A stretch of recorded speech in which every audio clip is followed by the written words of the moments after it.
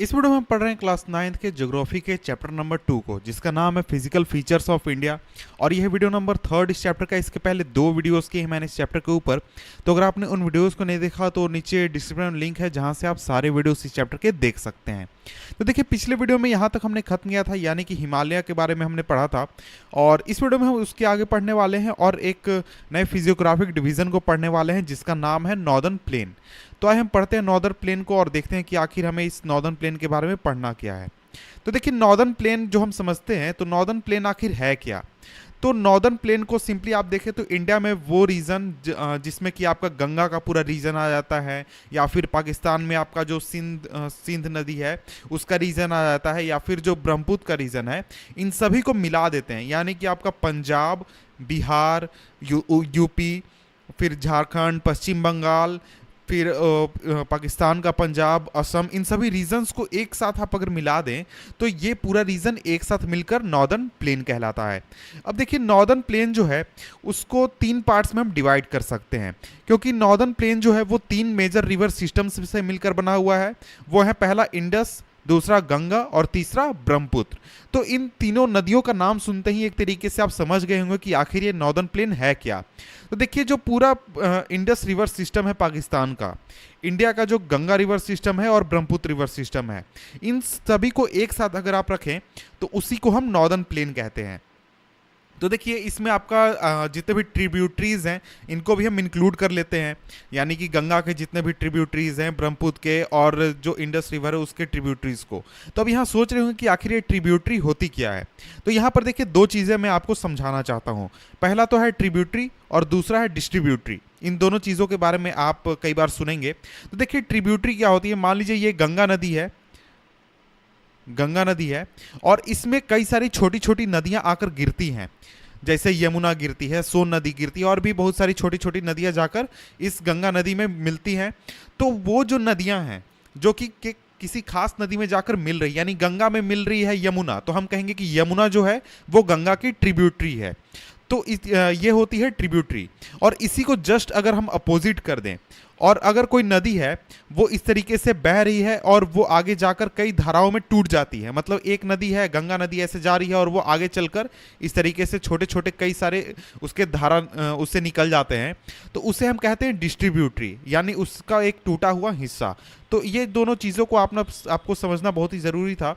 तो हम आगे बढ़ते हैं और इसी को देखते हैं। तो देखिए, ये जो पूरा रीजन है, यानी नॉर्दर्न प्लेन की जो हम बात कर रहे हैं, ये बहुत ही कंप्लीटली एलुवियल सॉइल से भरा हुआ है। एक तरीके से हम कह सकते हैं कि एलुवियल सॉइल से ये बना ही हुआ है। और यहाँ पर जो एलुवियम का डिपॉजिट है, ये आपके हिमालयन से जो नदियाँ बहती हैं या फिर नदियाँ आती हैं उनके द्वारा लाया गया है, और ये करीब मिलियंस ऑफ ईयर से ये जमा होते होते धीरे धीरे ये पूरा रीजन बना है। और ये जो पूरा रीजन है ये बहुत ही फर्टाइल प्लेन है, और इसका जो स्प्रेड है, यानी जो नॉर्दर्न प्लेन है, वो 7 लाख स्क्वायर किलोमीटर में फैला हुआ है। और ये जो प्लेन है ये करीब 2400 किलोमीटर लंबा है और करीब 240 से 320 किलोमीटर चौड़ा है। यानी कुछ जगहों पर ये 240 किलोमीटर चौड़ा है और कुछ जगहों पर 320 किलोमीटर चौड़ा है। और ये जो रीजन है ये बहुत ही डेंसली पॉपुलेटेड है।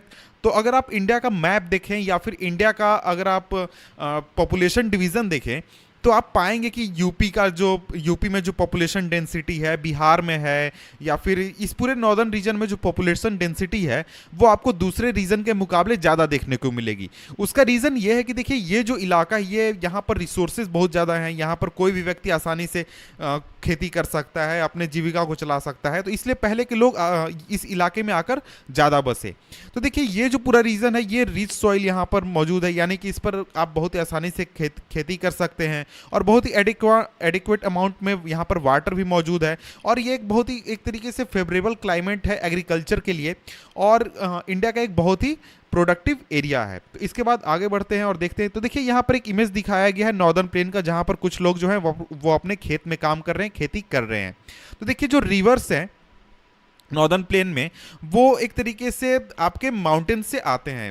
नॉर्दर्न प्लेन में अधिकतर जैसे कि गंगा हो गई, यमुना और भी बहुत सारे रिवर जो हैं वो आपको हिमालय से आते हैं, और ये एक तरीके से डिपोजिशनल वर्क में लगे हुए हैं, यानी अपने साथ जो वो डिपॉजिट लाते हैं, यानी कि एलुवियम सॉइल लाते हैं या फिर जो कण लाते हैं, उसको वो इस पूरे रीजन में डिपॉजिट कर देते हैं। In the lower course due to gentle slope the velocity of the river decreases which results in the formation of riverine islands. तो देखिए आप इस चीज़ को मैं थोड़ा सा क्लियर आपको समझाने की कोशिश करता हूँ। तो देखिए शुरू में आप देखेंगे कि ये जो पूरा पहाड़ है, मान लीजिए ये पूरा हिमालय है, ये पूरा हिमालय है, तो यहाँ पर जो पानी होते हैं, यानी यहाँ से जो नदियाँ निकलती हैं ग्लेशियर से, वो काफ़ी हाई स्पीड में निकलती हैं, क्योंकि यहाँ पर ढलान बहुत ही ज़्यादा है, बहुत हाई स्पीड में नीचे आती हैं। तो यहाँ से वो अपने साथ साथ बहुत ही बड़े बड़े चट्टान अपने साथ लाती हैं, और उसको तोड़ते तोड़ते तोड़ते तोड़ते और फिर उसको एक तरीके से एलुवियम में या फिर और भी चीज़ों में, छोटे छोटे कणों में तोड़ देती हैं, और इसके साथ बहुत दूसरी दूसरी चीज़ें भी अपने साथ वो लाती हैं। और जब वो नीचे आती हैं, नीचे जब जहाँ पर प्लेन पूरा रीजन है, ये मान लीजिए ये पूरा नॉर्दर्न प्लेन है, तो इस रीजन में जब वो आती हैं तो यहाँ पर उस पानी का फोर्स उतना नहीं रह जाता, बहुत ही धीमी हो जाती है ये नदी।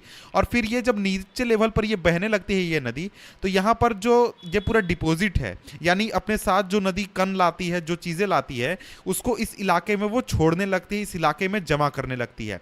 तो इस वजह से देखेंगे कि आपको कई जगहों पर रिवराइन आइलैंड्स देखने को मिलेंगे, यानी नदियों की वजह से बनने वाले आइलैंड्स आपको देखने को मिलेंगे। तो इसके बाद अब हम आगे बढ़ते हैं।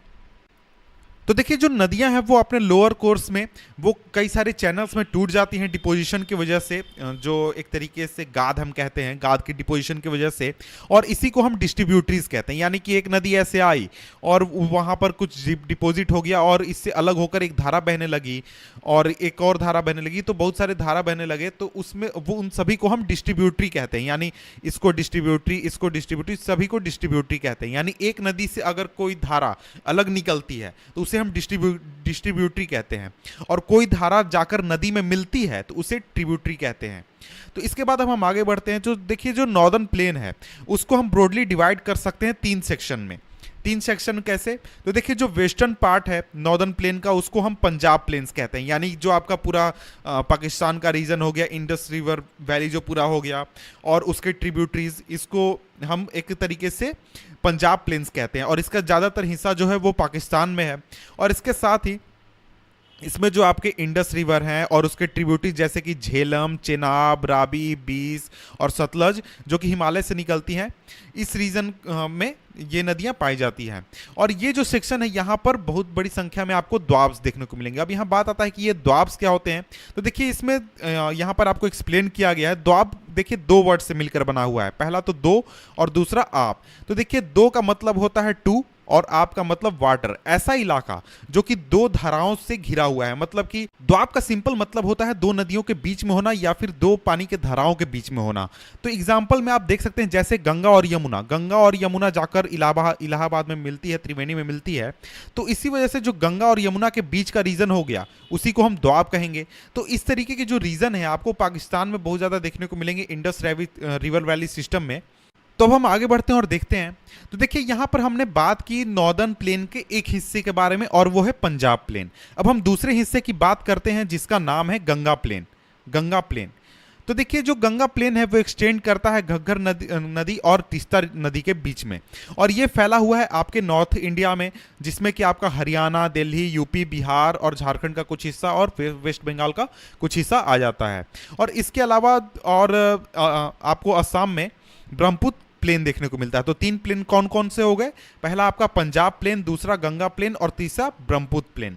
तो देखिए जो नॉर्दर्न प्लेन है उसको जनरली डिस्क्राइब किया जाता है फ्लैट लैंड के बीच में, जहां पर किसी भी तरीके का एक तरीके से वेरिएशन नहीं, ये पूरा फ्लैट है। लेकिन ऐसा नहीं है। तो ये जो पूरा रीजन है इसमें आपको कई तरह के वेरिएशन देखने को मिलेंगे, कई तरह के आपको रिलीफ फीचर्स देखने को मिलेंगे।